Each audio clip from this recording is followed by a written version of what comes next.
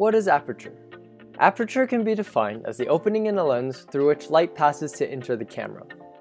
You can think about it like the iris in your eyes. As you step into a bright environment, the iris shrinks the pupil, and in a dark environment, it expands the pupil. In photography and videography, that pupil of your lens is called the aperture.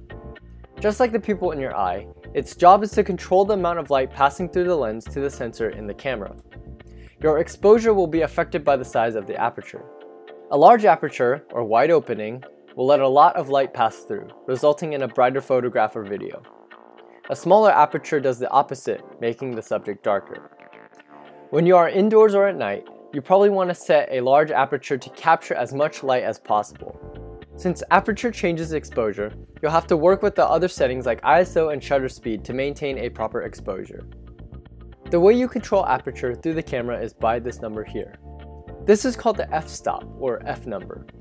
What might confuse people at first is that the f-stop and the openness of the aperture are inversely related. This means that a higher f-stop will mean a smaller aperture and less light. A lower f-stop means more light. To make it clearer, you can think about f-stop like a fraction.